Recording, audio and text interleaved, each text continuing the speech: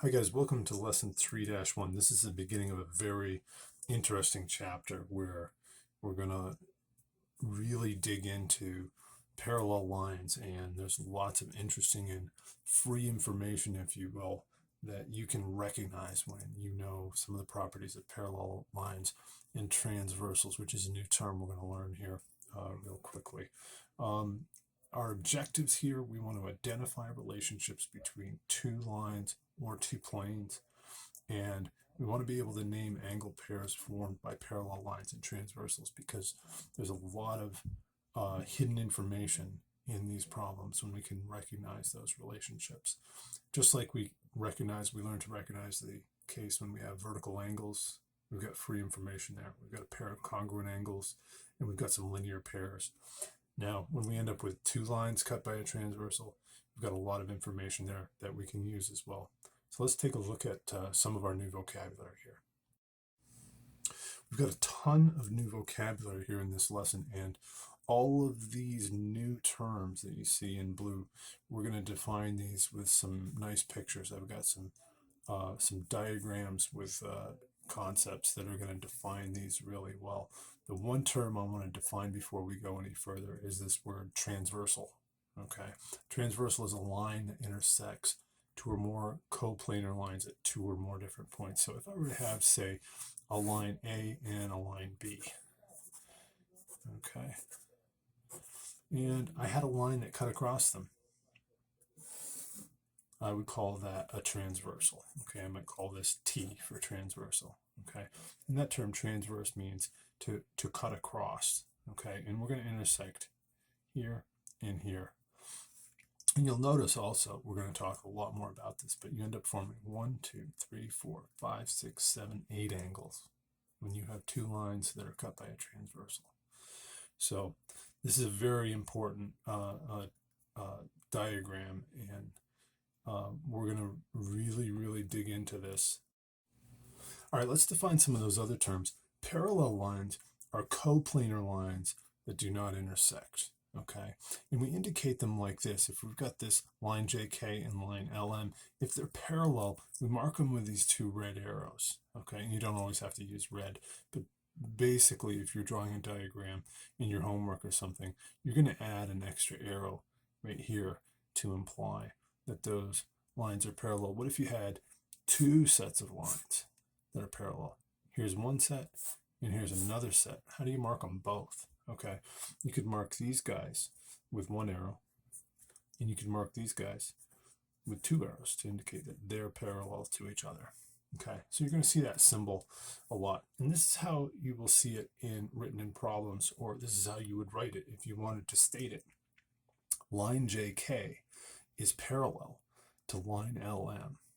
Okay, now notice we say that parallel lines are coplanar lines that do not intersect. Okay, and there's a reason for that, because we're also going to talk about skew lines. Skew lines are lines that do not intersect because they're not coplanar. Okay, so here's an example. L and M, these lines are skew. Okay, they don't intersect because they're in different planes. Now, if you were to look down on top of them, it might appear that line L crosses line M, but in three-dimensional space, they don't actually intersect because they're not in the same plane. Okay. The way I might suggest that you picture this is take a look around the room that you're in. Okay. And go ahead and look up at, let's just pretend this is your room. Okay. Look up at the line that is formed between your ceiling and your wall. Okay. And now look down at the line that is formed by the floor in this next wall over here. Okay, you can picture in 3 dimensions that those lines go on forever. They don't intersect, but we would never say they're parallel because they're not in the same plane. Okay, so these are our skew lines. Okay, and if you were to change your perspective and you were to look down on them, they might appear to intersect, they might appear to cross, but they do not actually cross in 3-dimensional space. All right, parallel planes are planes that do not intersect. Okay, so parallel planes here, A and B, would be parallel planes. You can extend them out forever and they're not going to intersect. Now, if you look back at your room that you're in, you might say, hold on, I got some parallel planes in my room. Perhaps your left wall and your right wall are parallel planes. You might say your ceiling and your floor are parallel planes. Okay, those are planes that are not going to intersect. All right, let's take a look at some examples. In this diagram, could we name all the segments that are parallel to segment BC? Okay, I'm going to highlight segment BC. Keep our eyes on the prize. There we go. Okay, all the ones that are parallel are going to be these vertical lines. Okay, so FG, these are parallel. Okay, I can picture those two being in this same plane together. But I could also say that AD is parallel to BC because they are in this same plane together.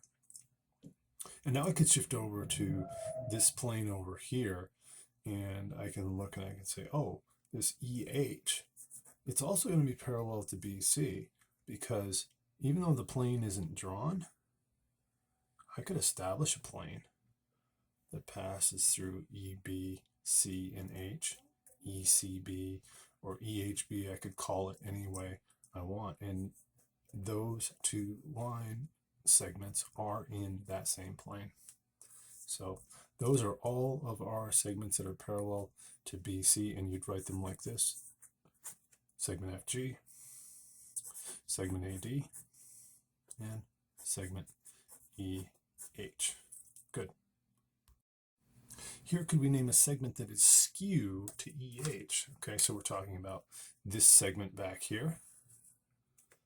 Name a segment that is skew to segment EH. Okay, so we're looking for a line that won't intersect EH because it's in a different plane. So we've got EH going down.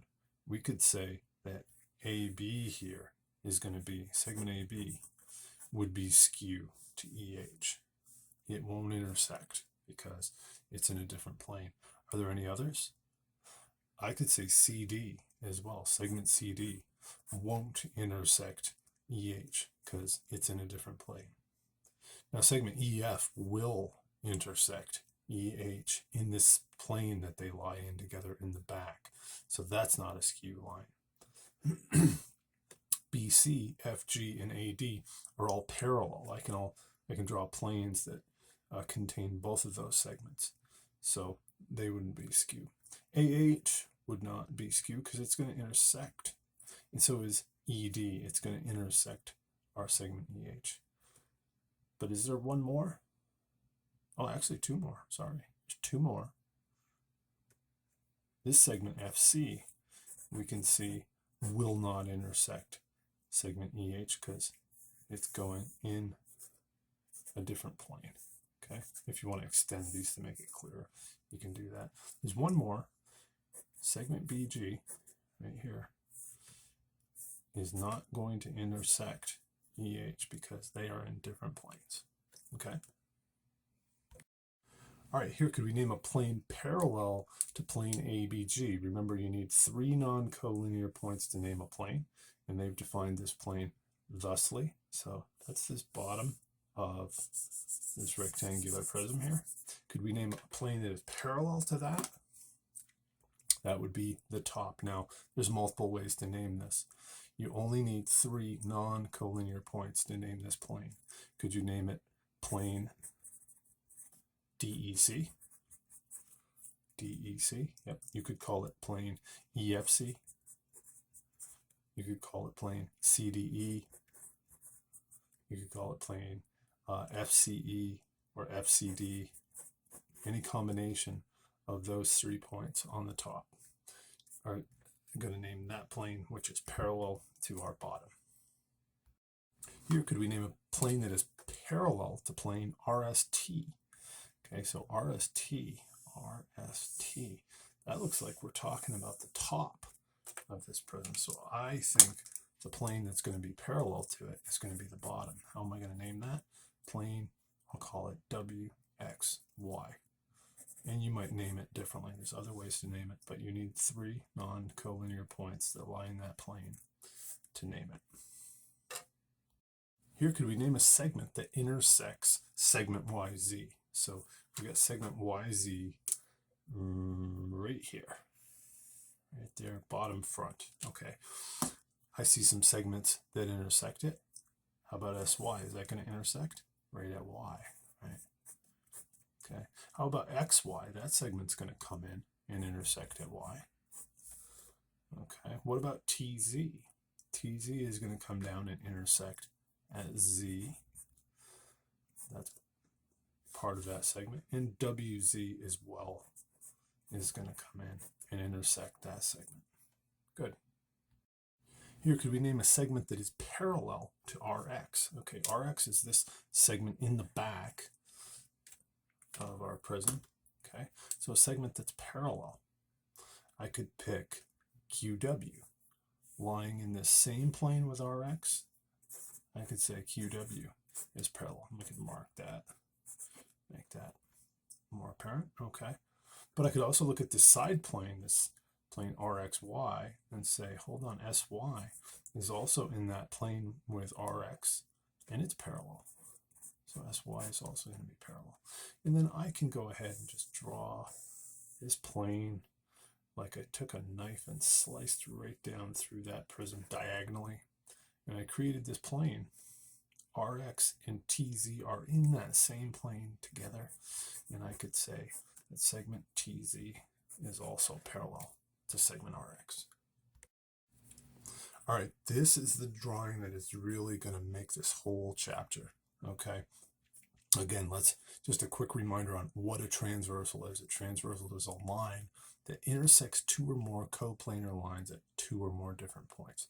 So we've got this diagram here that's going to help us define the rest of these transversal angle pair relationships. Let's just describe what's happening here. I've got 2 lines, Q and R, okay? Just any 2 lines. And they're being cut by this transversal T, okay, that's cutting across them. Now, we're going to divide the space here into 2 zones so that we can classify these angles. There's 1, 2, 3, 4, 5, 6, 7, 8 angles that are formed when 2 lines are cut by a transversal. Okay, we're going to subdivide them into interior angles in the green and exterior angles in the blue. Okay, interior meaning inside, right? So that's on the inside of these 2 lines. And exterior meaning outside. So if you go outside the limits of these 2 lines, you're in this blue zone here. Okay, so 1 and 2 are going to be exterior angles. 7 and 8 are going to be exterior angles. 3, 4, 5, and 6 are going to be interior angles. But we can further classify these more precisely. Okay, let's talk about our consecutive interior angles. Okay, the term consecutive means one after the other. Okay, so these are angles 5 and 4. These are consecutive interior angles because they lie on the same side of the transversal and they are one after the other on the same side of the transversal. Likewise, 3 and 6 are consecutive interior angles. They are one after the other on the same side of the transversal. Now I can also establish a relationship between angles 3 and 5. 3 and 5 we call alternate interior angles because they are on the interior, but they are on alternate sides of the transversal. Likewise, angles 4 and 6 are alternate interior angles because they are on the same, they are on the interior of the 2 lines and they are on alternate sides of the transversal. Okay, so those are our consecutive interior angles, our alternate interior angles. Now we're going to talk about our alternate exterior angles. Okay, we're out on the exterior here, and 1 and 7. Okay, these are exterior angles that are on alternate sides of the transversal. Okay, now what about angles 1 and 2, Mr. Rogers? What's the relationship between those? Do we give them a name? We already have a name for those, don't we? Angles 1 and 2 form a linear pair. Okay. Likewise, we didn't come up with a name for these interior angles 3 and 4. We already know the relationship between those. Those form a linear pair. Okay. Same with 5 and 6. So what we're looking for is this new relationship that we don't have a name for, alternate exterior angles. Angles 1 and 7 are on the exterior and on alternate sides of the transversal. Likewise, angles 2 and 8 are on the exterior and on alternate sides of the transversal. Okay, those are our alternate exterior angles. The last relationship we got to look at are these angles called corresponding angles. Okay, corresponding angles lie on the same side of the transversal and on the same side of their corresponding lines Q and R. So, for instance, I would say that angles 1 and 5 are corresponding angles. They lie on the same side of the transversal, and they lie on the same side of their corresponding lines, Q and R. Okay, that's why we call them corresponding angles. So you can see they both lie on the upper side of lines Q and R. Likewise, I would say 2 and 6 are corresponding angles. They both lie on the same side of the transversal, and they both lie on the upper side of their corresponding lines. I could also say 3 and 7 are corresponding angles because they both lie on the same side of the transversal, and they both lie on the same side, the lower side of their corresponding lines Q and R. Okay, and there's one more pair. Angles 4 and 8 are corresponding angles because they both lie on the same side of their transversal and the same side of their corresponding lines. They're both on the lower side of angles, of lines Q and R. Okay, so very important. I would recommend looking this over and coming back to it as you're doing the classwork problems, because these relationships are really, really important. In our next lesson, we're going to look at what happens with all of these relationships when lines Q and R happen to be parallel. That's when things get really interesting. In the meantime, let's take a look at some problems to help us start to recognize these relationships a little better. Here they want us to classify the relationship between angle 2 and angle 6. Are they alternate interior, alternate exterior, corresponding, or consecutive interior angles? Let's go ahead and look at these angles, 2 and 6. Okay? Now, based on what we just learned, I would say I've got two lines A and B. They're cut by a transversal C. It appears that these two angles are on the same side of the transversal, and they're on the same side of their corresponding lines A and B, right?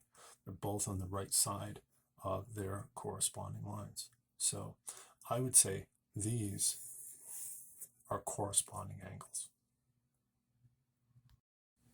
And if you think you're getting the hang of these, feel free to pause your video here and try to figure this out before I walk through it, okay? They want us to classify the relationship here between angles 1 and 7, okay? So I recognize that this is the interior. Both of these angles are out here on the exterior. So there's some type of exterior angle. And since they are on alternate sides of the transversal C, I know they are alternate exterior angles. Good. Okay, they want us to classify the relationship between angle 3 and angle 8. Okay. So I recognize both of these angles as lying on the interior between our two lines A and B. Which type of interior angle are they? Are they alternate interior or are they consecutive interior angles? Well, since they're on the same side of the transversal, they're not alternate interior angles. They are one after the other on the same side of the transversal. We call those consecutive interior angles. How about the relationship between angle 3 and angle 5. Okay, let me just highlight those, 3 and 5. There we go. Now again, these are on the interior of lines A and B. I can see that. And this time they are on alternate sides of the transversal. Therefore, those are going to be alternate interior angles. All right, this is where it gets fun, when we start throwing more lines in there. Okay, they want us to classify the relationship between angle 4 and 5. Okay, all you got to do is focus on, no matter how many lines there are, focus on the lines that create your angles and the transversal. Okay, these angles are formed by lines M and N in transversal P. Okay, so for this particular relationship between M and N is the interior that I'm interested in. And 4 and 5 are on the same side of this transversal P. So what type of interior angles are these going to be? They're one after the other on the same side. They are consecutive interior angles. Good. All right, how about the relationship between angles 7 and 9? Okay, 7 and 9. All right. Notice one of them's on the exterior and one of them's on the interior. So this should be a hot tip. This is a pattern to look for this particular type of relationship. They are both on the same side of the transversal, and they are both on the left side of their corresponding lines L and M. And therefore, these are corresponding angles. Okay? Corresponding angles. Okay? The hot tip that I mentioned, if you have an angle pair, one of them's an exterior and one of them's an interior, there's a good chance you could be looking at corresponding angles. Okay, how about angles 4 and 7? Okay, this is interesting. Now, really, like I said earlier, you got to just focus on the lines and the transversal that form the angles that you're talking about. So I really can cover up line N here. It doesn't really have anything to do with these angles. And now it's a little easier to see that angle 4 is an exterior angle as well as angle 7. Okay? If you were looking at it like this, you might have thought angle 4 was an interior angle because it's between these lines. But line N doesn't have anything to do with this. So really, angle 4 is on the exterior. And so is 7. And since they're on alternate sides of the transversal, then these are alternate exterior angles. Good. How about the relationship between angles 2 and 11? Oh, I love this one. This one's got a nice curveball to it. Okay. Angles 2 and 11. Are they related? What's going on here? Well, just like in the last problem, we only need to focus on the lines and the transversal that form these two angles. So we don't really have to pay attention to line M at all. Just forget about it. This whole area here between L and N, between line L and N, for our purposes, for this problem, that whole area is the interior. Okay? And they happen to be on the opposite, alternate sides of this transversal P. So I'm going to call these guys alternate interior angles. Good. All right, the driveways at a bus station are shown. Identify the transversal connecting angle 1 and angle 2. Then classify the relationship between the pair of angles. Okay, so we're looking at angle 1 and angle 2 here. I'm just going to highlight these. Angle 1 and angle 2. Excuse me. Okay, which transversal connects these two? I see these two angles being formed by line X and line S being cut by this transversal V. Okay, and now that I see that relationship with these lines in this transversal, how would I classify the relationship between these angles? Well, they're both on the same side of the transversal, and they're both on the same side of their corresponding lines. They're both on the left side of lines X and S. So these would be corresponding angles. Okay. And again, there's that tip that I gave you.